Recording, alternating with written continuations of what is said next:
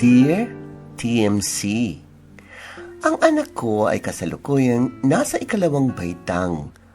Gusto ko sanang kasing galing ng mga batang tinutukoy mo dito. 99%! Ang gagaling! Paano ko siya isasali? Madali lang, Mami. Isali mo lang siya sa mga IBFC program na angkop sa kanyang edad at kakayanan.